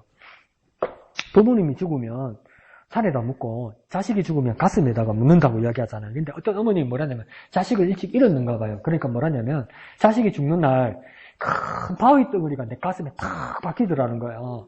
그러니까 세월이 한참 지나고 나니까 어떤 사람이 물어봤어요. 이제는 견딜만 하죠. 그러니까 견딜만은 한데 그 바위 덩어리가 내 가슴 속에서 갈리는 그 시간을 겪었다는 거예요. 그리고 뭡니까? 이만한 돌덩이로 남아있다는 거예요. 뭡니까? 안 지워졌어요. 그러니까 진짜 예수님을 진짜 사랑하는 분이고 예수님을 진짜 의미하는 분이었으면 헛것이 보이시고 가슴에 박힌 돌처럼 생각할 수 있어요. 정신 조현이 와서 예수님 어디 십자가 돌아서 무덤에 묻어놨는데 예수님 오늘 어디 가셔야죠. 예수님 뭐하십니까? 말씀해 주세요. 이렇게 할 수 있단 말이에요. 헛개비가 보일 수 있단 말이에요. 엄마가 자식을 향해서 그렇게 하듯이, 그죠? 진짜 살아있는 것처럼, 우리 아들이 살아왔다, 이렇게 말하는 것처럼. 근데 이게 뭡니까? 12명, 500명, 많은 사람들이 다 이렇게 될 수 있냔 말이에요. 그건 안 되잖아. 한두 명이 그러면, 야, 정신 차려! 예수님 돌아가셨어! 우리 묻고 왔잖아! 그러면 정신 차려, 그렇지. 예수님 돌아가셨지. 내가 내 눈으로 봤는데, 한두 사람이 정신이 없어서 그럴 수 있는데, 어떻게 많은 사람이 이렇게 한꺼번에 그러냐 말입니다. 예수님이 부활하신 것을 많은 사람에게 보여주셨어요. 이건 뭡니까? 사실이란 말이에요. 그러니까. 한두 사람이 정신을 놓을 수는 있어요. 근데 많은 사람들이 다 같이 놓을 수 없다는 겁니다. 상식적으로 맞는 말이죠. 그죠? 그 다음 세 번째는 뭡니까? 시체를 숨겨놓고 부활했다고 말하는 사람들이 있다는 겁니다. 근데 이것도 쉽게 말하면 뭡니까? 한두 사람이 몰래 시체를 훔쳐갈 수 있다고 했어요. 근데 그것도 불가능하죠. 우리 금요일 밤에 보니까. 불가능하잖아요. 경비병들이 지키고 있었는데 그게 제자 몇 명이 가서 그걸 어떻게 훔쳐와요? 못하죠. 근데 그래도 훔쳐갔다고 치자고요. 그 반신학에서 그런 게 있거든요. A. 기절설, B. 도둑설 이게 있거든요. 시체 도둑설. 했다고 치자고요. 근데 예수님을 따르는 사람이 그 당시에 얼마나 많았습니까?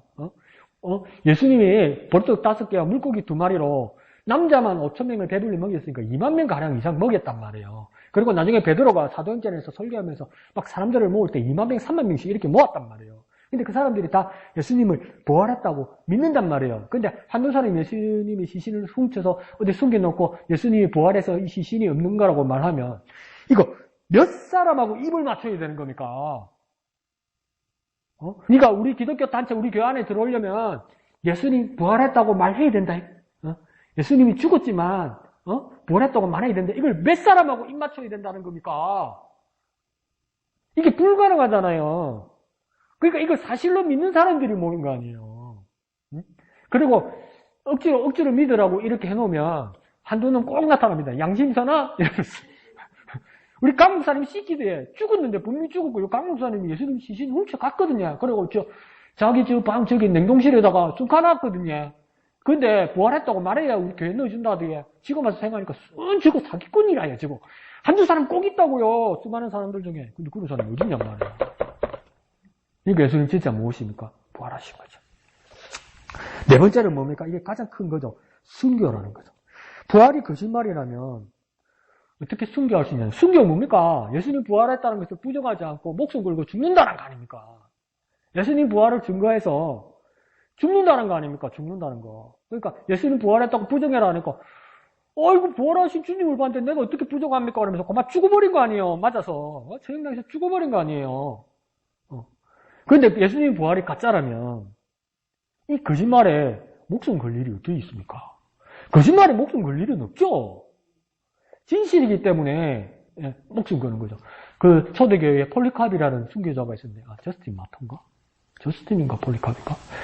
그분에게 그랬어요. 그러니까 사회적으로도 이분은 아주 훌륭한 분이어서 사람들에게 존경을 받는 분이었어요. 근데 단 한 가지 문제가 뭐였냐면 예수의 사람이라는 거죠. 근데 그 복음을 증거하니까 그 당시에 총독이 와서 부른 거예요. 한 가지만 말해라, 한 가지만. 내 당신의 인품과 도덕성을 진짜 인정한다. 그러니까 이번 한순간만 예수님을 부정해라. 예수님 부정해라. 이 한순간 말만 해주면 당신 목숨 살려준다 이랬어요. 근데 그러니까 많은 사람 앞에 서야 되죠. 근데 그 폴리캅인가 저스틴이 뭐라고 했냐면 내 나이가 80, 90 넘고 100살을 바라보면서 내가 예수님을 알아온 동안 예수님이 단 한 번도 나를 부인하시거나 나를 배신하신 적이 없다. 변함 없으시다. 그런 분 앞에서 내가 어떻게 예수님을 부정하거나 배신할 수 있느냐. 내가 사람으로서 그럴 수 없다. 그래서 어떻게 될게요? 감동받은 게 아니고 죽었어요. 근데 왜 그렇게 그 말로서 죽을 수 있습니까? 진짜니까. 진짜니까. 의리가 아니에요, 여러분. 그러니까 또 이러면 의리 아니에요, 여러분. 진짜니까 어떡해요, 진짜니까. 진짜니까. 이 네 가지입니다. 그래서 첫 번째 성경대로, 두 번째 많은 사람에게 보이셨고, 세 번째 시체를 숨겨놓고 부활했댔지만 그거는 허위였고, 네 번째 순교. 진동하세요, 아가씨. 나가서 전화 받으시고요. 자, 밑에 초록색 다 같이 읽읍시다. 시작. 부활하신 예수님이 우리 안에 들어오시면 변화가 일어납니다. 그 부활하신 예수님 우리 안에 들어온다는 것이 어떤 일일까? 두 번째 줄에 보면요. 첫 번째 줄부터 보면 안식일에 하나님을 예배하던 것을 안식 후 첫날에 예배했습니다. 이 말은 뭐냐면 오늘 목사님 말씀하신 것처럼 안식일은 무슨 요일입니까? 토요일이죠. 토요일. 안식 후 첫날이니까 어떤 날입니까? 일요일이죠. 일요일. 그러니까 세상 말로요. 토요일이고 일요일이죠. 그런데 그러면 주님은 부활을 언제 하셨냐? 세상 사람들이 달력에서 볼 때 일요일 한 거예요. 안식 후 다음 날 예수님 부활하셨으니까. 그러니까 이제 그리스도인들은 뭐냐면 그 주간 첫날에 떡을 때려 모였더니면서 사도행전 20장 7절에 나오죠. 그죠? 그래서 그 주간의 첫날을 주일이라 부르게 되었단 말이에요. 근데 이걸요. 조금만 더 명확합시다. 주간의 첫날이라서 주일이라고 말하지 말고요. 주인 주자를 써서 주님의 날이라 해서 주일이라고 씁시다. 예? 그렇게 쓰는 게 더 선명하죠? 그래서 토요일이 안식일이었는데 토요일 다음날, 안식일 다음날 예수님께서 부활하시기 때문에 그냥 일반적인 토요일 다음날 일요일이었는데 그날이 예수님이 부활하시는 날이기 때문에 주인 주자를 써서 주일이 되는 거예요. 이 말은 뭡니까? 더 쉽게 말해서 이날은 어떤 날보다도 주님의 날인 거예요. 오늘은 주님의 날인 거예요. 왜 주님의 날입니까? 주님이 부활하신 날이기 때문에. 그걸 주님의 날이다. 이렇게 말하는 거예요. 그렇게 봅시다. 주인 주자를 씁시다. 주인 주자, 날 일자. 자, 오른쪽 페이지요. 첫 번째 줄, 이들이 떡을 떼기 위해 모였다는 것은 예배하기 위해 모인 것을 말합니다. 자, 떡을 떼는 거, 사도행전 20장 7절에 떡을 뗀다는 말을 왜 예배로 말하냐면, 떡을 떼는 건 뭐냐, 우리 한국말하고 좀 비슷한 거예요. 오래가면, 야, 반갑다! 우리 밥 한번 먹자! 그래, 밥 진짜 먹은 적은 별로 없지만. 근데 진짜 약속을 정한 장소에서 밥을 먹었다. 그러면 그렇게 합니까? 근데 우리 친구, 그런 친구 하나 있었어요. 학교 다닐 때, 신학교 다닐 때 학생 하나가. 꼭 혼자 밥을 먹는 거예요, 꼭 혼자. 그냥 마음이 안 됐더라고. 그래서 내가 선의로 그 친구 앞에 가서, 옆에 가서 밥을 먹었어요. 그 보통 사람 같으면 고마워하잖아요. 아무 소리 안 하고, 아무 말도 안 하고 밥 먹더라고. 그럼 지 다 먹고 툭 일로 카피돼? 그래서 내 혼자 앉아서 밥 먹고 있으면 너무 쉽게, 진짜, 씨. 근데 솔직히 오래간만에 만나서 약속 정해서 식당에서 밥 먹으면 밥만 먹습니까? 이야기하죠. 그러니까 여기서 떡을 뗀다는 것은 밥을 먹는다는 건 뭐냐면 이야기하는 거죠. 이야기한다는 겁니까? 교제가 일어나는 거죠. 예배는 뭡니까? 교제가 일어나는 겁니다. 첫 번째는요. 하나님과 나 사이에 교제가 일어나는 거예요. 예배는요. 그러니까 제사하고 완전 다르죠. 제사하고 완전 다른 거예요. 우리 그리스도의 예배가 얼마나 귀한지 몰라요. 그 일이 주일이 시작되었다는 거예요. 주님의 부활의 날이 시작됐다는 거예요. 주님과의 교제가. 그리고 뭡니까? 성도들과 또 교제하는 거죠. 그러니까 하나님과 교제하고 성도들과 교제하는 것이 무엇입니까? 주일날 예배란 말이에요. 자, 그래서 두 번째 줄에 안식일에서 주일로 바뀌었습니다. 이 말은 뭡니까? 토요일에서 일요일로 바뀌었단 말이에요. 그래서 예수님의 부활이 그만큼 중요하다는 거예요. 그러니까 우리 그리스도교는 무엇입니까? 부활의 종교다. 부활의 종교다. 부활의 종교다. 그러니까 주일에 올 때마다 뭡니까? 예수님 부활하신 날. 이 날을 지킨다는 겁니다.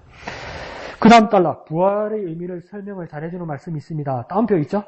한번 읽어볼까요? 예수는 우리가 범죄한 것 때문에 내줌이 되고 또한 우리를 의롭다 하시기 위하여 살아나셨느니라. 로마서 4장 25절이죠. 이거 더 쉽게 한번 풀어봅시다. 예수는 우리가 범죄한 것 때문에 내줌이 되고, 이 말은 뭡니까? 우리식으로요, 내 죄 때문에 예수님 죽었다 이 말입니다. 예수님이 죽을 일이 없는데 내 죄 때문에 죽었다는 겁니다. 그러니까 제가 그 토론토 있을 때 목사님 집에서 한 달 하숙을 했는데, 그분이 토론토 대학에서 신학부 박사과정을 공부하는 분이셔서 지금 박사가 되셨지만, 그분이 쓴 저서 중에 뭐냐면 예수님은 왜 죽으셨는가 이런 책을 써가지고 우리한테 선물로 해주셨어요. 출판을 해서. 그러니까 우리 청년 때니까 친구니까 장난도 많이 치고 그러잖아요. 그러니까 뭐냐면 예수님은 왜 죽으셨는가 읽어보다 안 하고 우리 친구끼리 모여서 그러니까 예수님은 왜 죽으셨냐니까 우리끼리 이렇게 이놈의 새끼야 니 때문에 안 죽는다 임마. 그러니까 또 내가 뭐 니 때문에 죽었지 임마. 이렇게 얘기했단 말이에요. 근데 그 말이 맞아요. 예수는 우리가 범죄한 것 때문에 내줌이 되고, 이 말은 뭡니까? 내 때문에 죽었다 이 말이에요. 뭐 쉽게 말해서 나 때문에 죽었단 말이에요. 그리고 뭡니까? 또한 우리를 의롭다 하시기 위해서 살아나셨느니라. 이 말은 뭡니까? 나에게 새 생명 주고 부활시키기 위해서 살아나셨다는 말입니다. 나 때문에 죽고 나를 위해 사셨다 이 말입니다. 그 쉽게 말해서. 이 쉽게 그냥 우리식으로 무식하게 해석하면 예수님이 나를 위해 죽으시고, 나 때문에 죽으시고 나를 위해 사셨다. 한번 해볼까요? 예수님이 나 때문에 죽고 나를 위해 사셨다. 그게 십자가와 부활 이야기예요. 그러면 더 쉽겠죠? 밑에서 세 번째 줄 봅시다. 예수님의 부활이 우리 삶에 어떤 영향을 주는가? 십자가는요, 과거를 다 해결시켜 주는 것이고, 부활은요, 다시 시작하는 것이다. 자, 부활에 대해서 아주 중요한 말을 합니다. 부활은 뭐냐면 다시 시작할 수 있는 거예요. 그러니까 뭐라 쓰면 됩니까? 다시 시작. 그 표시하면 되겠죠, 그죠? 부활은 다시 시작하는 것이다. 그러니까 우리가 다시 시작한다는 하기 위해서는 그러니까 주님의 부활을 생각하면 얼마든지 다시 시작할 수 있는 거예요. 그 누구도 포기할 수 없는 거예요. 삶을, 인생을, 믿음을, 신앙을, 남은 시간을 그 누구도 포기할 수 없는 거예요. 왜요? 주님의 부활 때문에 언제든지 다시 시작할 수 있는 거예요. 그걸 뭡니까? 극단적으로 보여주는 게 뭡니까? 강도가 양쪽에 예수님 양쪽에 박혀 있는데 하나는 요걸 하는 근데 우리 금요일 밤에 수요일 밤이었어요? 금요일 밤이었어요? 그 수요일 밤이었다. 그지? 마태복음에는 뭡니까? 강도 두 놈 다 예수님 요관에. 그 마태복음이 뭘로 결론 지었습니까? 둘이 다 죽었겠네? 그럼 끝나버렸어요. 근데 우리는 어떻게 생각합니까? 아닌데? 이러죠. 그게 뭡니까? 누가복음에 난다고요. 한 강도는 뭡니까? 당신이 나라 임하실 때 나를 기억하소서. 그게 누가복음에만 나와요. 그러면서 뭡니까? 그때 예수님이 오늘 네가 나와 함께 낙원에 있으리라 말했단 말이에요. 그러니까 포기할 인생이 없는 게 뭡니까? 십자가에 못 박혀가지고 숨이 목구멍까지 차가지고 여기만 딱 떨어지면 끝나는데 그 순간에 예수님 앞에 고백하니까 다시 시작되더라는 거 아니에요. 그러니까 포기할 인생이 어디 있어요? 없어요. 목구멍이 딱 차가지고 숨이 끊어지는 마지막 호흡 순간에도 다시 시작할 수 있어요. 왜요? 주님의 부활 때문에. 어느 인생도 포기할 수 없어요. 어느 인생도 이번 생은 끝났네. 그런 말을 인간 아무도 없어요. 주님의 부활이 그러니까 우리에게 얼마나 귀한 겁니까? 주님의 부활만 믿고 바라보고 있으면 다시 시작할 수 있습니다. 부활은 뭐랄까요? 다시 시작이요. 뭐요? 다시 시작. 뭐라고요? 다시 시작. 뭐라고요? 다시 시작. 그러니까 막 절망스럽고 포기하고 싶고 막 짜증나고 에이 다 때리자 이런 마음 들 때 때리자 이러지 말고 뭡니까? 다시 시작을 해요. 다시 시작. 왜? 주님의 부활 때문에. 강도도 구원받는데 뭐 내야 뭐 그렇죠. 그 이야기예요. 첫 번째 줄 보면 십자가 뒤에는 부활이 있습니다. 이러죠. 그러니까 뭡니까? 첫 번째는 십자가고 두 번째는 부활이라는 거예요. 그러면 우리에게 정말 어려움과 고난이 있으면 뒤에 부활이 있다는 걸 믿어야 되는 거죠. 부활이 온다. 부활이 온다. 이 고통으로 끝나지 않는다. 그걸 믿으라는 거죠. 그래서 위에서 하나, 둘, 셋, 넷, 다섯, 여섯 번째 줄 욥의 친구들은 나옵니까? 네, 욥의 친구들은 욥에게 하나님을 원망하라고 합니다. 그러잖아요. 나 이럴 때 시험에 드는 거예요. 하나님을 원망하라고 한 사람이 욥의 친구입니까? 아닌 것 같은데 누가 이랬죠? 하나님을 원망하고 죽으라고 욥이 누가 그랬죠? 친구로 이렇게 말한 적 없어요. 성경에. 이거 오타예요, 오타. 잘못 쓴 거예요. 누가 그랬습니까? 가장 가까이 있는? 에? 사람? 그럼 뭐 곰이 그랬겠어? 호랑이 그랬겠어? 에? 사단이 그랬다고? 사단은요, 여기에서 사단은 하나님하고 대화하지, 욥하고 대화 안 해요. 대화 한 번도 한 적 없어요. 영주님, 그렇게 매몰차게 말할 기가. 이거 가장 가까이 있는 마누라가 그랬잖아. 여기 마누라가 왜 하나님 엄마가 니 죽으라 이랬잖아. 그러니까 또 우리 여자 집사님은 이해가 간다. 얼마나 남편이 얘를 믿습니까? 니 죽으라 이랬겠노. 이해한다. 나도 막 목구멍 여기까지 올라온다. 막 어떨 때는 막 니 죽으라고 막. 와 사노 죽으라 이런 말 들 때 있다. 이거 부인이 그런 거죠. 이거 잘못 쓴 거예요. 예? 잘못 쓴 거예요. 그 욥의 친구 대신에 줄 긋고 부인이라고 쓰세요. 그런데 그 말에 대해서 욥기 23장 10절에 뭐라고 썼습니까? 읽어볼까요? 그러나부터 시작. 그러나 내가 가는 길을 그가 아시나니 그가 나를 단련하신 후에는 내가 순금같이 되어 나오리라. 자, 이걸요. 오늘 부활의 날 우리가 적용을 잘 해봅시다. 두 가지에다 어디가 적용하냐면 단련에다가 줄을 치고요. 순금에다가 줄을 칩니다. 단련에다가 줄을 치고 순금에다가 줄을 치고 그 밑에다가 뭐를 쓰냐면 단련에다 뭘 치냐면 십자가를 씁니다. 네. 그리고 순금에는 뭘 쓸까요? 부활을 씁니다. 네. 이러지 말고 단련에는 십자가를 쓰고 순금에는요 부활이라고 씁니다. 네. 네. 그러니까 우리 고난 다음에 우리의 삶이 있다고요. 다시 시작이 있다고요. 예수님이 십자가 다음에 부활이 있었다고요. 욥의 고난의 그 단련의 기간 다음에 뭡니까? 정금처럼 순금처럼 나는 그 부활이 있었다고요. 놀라운 이야기죠. 그러니까 구약의 신약으로 똑같이 한 맥을 흐르는 거예요. 우리에게 십자가가 있으면 우리에게 이제 부활이 다가오는 거예요. 그러니까 어떤 고난도 우리가 포기할 일이 안 되는 거죠. 그리고 내가 이 부활을 경험한다면 이건 뭡니까? 나는 고난을 거쳐온 거고 고난을 이겨낸 거고 정말 훌륭한 주님의 사람이고 내가 이 부활을 지금 경험하고 있다면 주님의 고난이 내게 효험되었다는 믿음의 사람이 되어야 되는 거죠. 자, 가운데 보면 부활은 생명입니다. 보입니까? 네, 부활은 생명입니다. 생명은 새롭게 하는 능력입니다. 그러면서 두 사람을 예를 들어요. 두 번째 줄 가운데 송명희 그 밑에 전에 이미 이지선 자매인데 송명희 씨는 뭐냐면 내성밥이 그 내병경 장애로 아주 중증입니다. 중증. 근데 그분이 뭡니까? 주찬양의 그 가사를 거의 작사한 그 CCM 작사가죠. 그리고 그 밑에 이지선 자매는 누구냐면 연세대학 유아교육학과에서 다니던 학생이었는데 하굣길에 차 안에서 불의의 사고를 당해요. 그 차에 불이 나서 온몸에 전신 화상을 입죠. 그래서 뭐 상상도 할 수 없는 수술을 뭐 수십 번, 수백 번 했다고 그러죠. 그래서 지금 올해 어디를 들어갔냐면 이 이화여대 유아교육학과 출신이거든요, 이분이. 그럼 올해 이화여대 교수님으로 들어왔어요. 네, 네.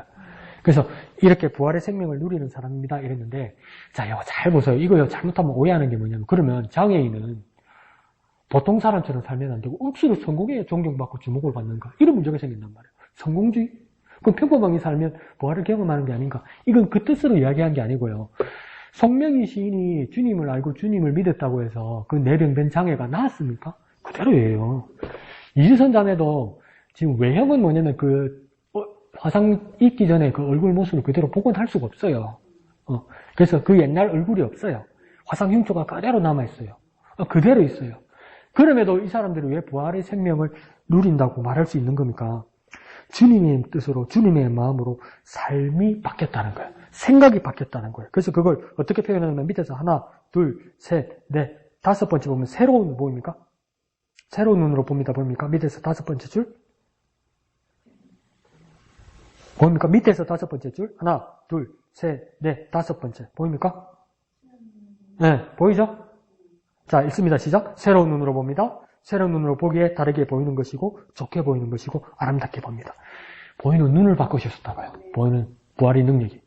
시각을 바꿔주고 관점을 바꿔주고 마음을 바꿔주고 삶을 바꿔주는 게 뭡니까? 부활이라는 거예요. 우리에게도 뭡니까? 생각이 바뀌고 마음이 바뀌고 보는 눈이 바뀌고 관점이 바뀌고 우리 믿음이 바뀌는 거예요. 그러니까 부활의 능력을 경험하는 삶이라는 거죠. 자, 오른쪽에요. 닿는 말이 있습니다. 첫 번째 줄요. 우리가 어떻게 부활의 생명을 가질 수 있고 언제 가지는가 하면 뭡니까? 예수님을 영접할 때입니다. 이거는 구원받을 때 하는 소리 아닙니까? 맞지요. 근데 부활의 생명을 가질 때도 왜 예수님을 영접할 때 부활의 생명을 가진다고 말하냐면, 영접이라는 것이 무엇입니까? 받아들이는 거죠. 초대하는 거죠. 그러니까 예수님을 뭡니까? 받아들이는 거죠. 부활하신 예수님을 온전히 뭡니까? 내가 받아들이는 거죠. 또 뭘까? 주님 찾아오셨네. 모시어 드리세. 모시어 드리세 이러잖아요. 이게 뭡니까? 영접하자 이 말이에요. 모시어 드리는 거죠. 그러니까 온전히 주님께 모시어 드리고 받아들이는 거. 그때 내가 부활의 생명을 누리는 겁니다. 그러니까 부활하신 예수님을 받아들이고 믿고 모실 때 뭡니까? 내가 부활을 경험할 수 있다는 겁니다. 그러니까 두 번째로 뭡니까? 영접할 때 그랬는데, 목사님 영접했어요. 내 중학교 때요. 내 처음 교회 올 때요. 내가 침례 받을 때요. 다 영접했어요. 근데 내 모양은 왜 이 모양 이 꼴이래요? 이러잖아요. 이 모양이 어떤 모양이길래? 또 그러잖아요. 그럼 주님은 아니 너 괜찮은데, 너 변한 거 없는데, 너 잘못된 거 없는데, 아닌데요. 제가 기분이 별론데요. 이렇게 할 수도 있단 말이에요. 근데 뭡니까? 영접할 때 영접에다가 하나 더 씁시다. 전심으로 영접할 때. 전심으로 내 온 마음으로 영접해. 온 마음으로. 꽉 차게 전체가 다 필요할 때 좀 갖다 쓰는 게 아니고 온 마음으로 영접할 때 무엇입니까? 예수님의 부활을 경험할 수 있다는 것입니다. 그렇게 부활을 누리는 저와 여러분 되었으면 좋겠습니다. 온전한 마음으로 주님의 부활을 누리는, 그 누구도 해쳐갈 수 없고 그 누구도 뺏어갈 수 없고 온전한 마음으로 부활을 누리고 부활의 사람 되시는 예수님 사람 되시기를 부탁드립니다. 그 밑에 한마음기도 1번, 2번 있죠? 이 과정을 최고로 크게, 각 목사 목소리보다 더 크게 1번, 2번 시작!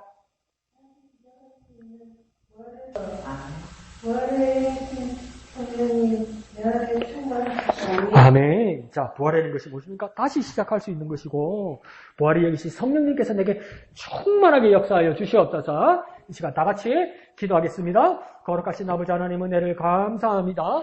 다시 시작할 수 있는 것, 예수님의 부활을 통하여 다시 시작할 수 있는 우리의 삶임을 깨닫게 하여 주옵소서. 포기하지 않고 주님의 부활의 삶을 누리게 하여 주옵소서. 부활이 여기시 성령님 내 안에 오셔서 성령으로 충만하게 역사하여 주시옵소서.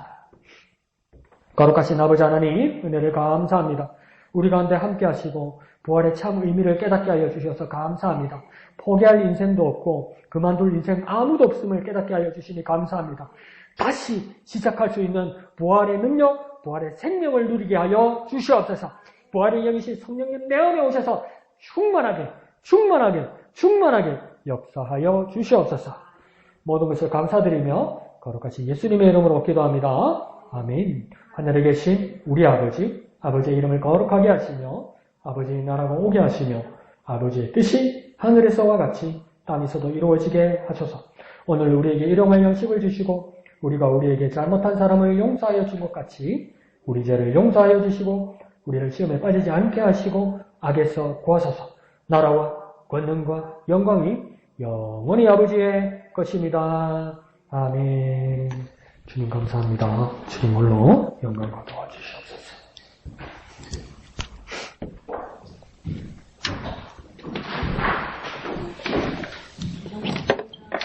감사합니다.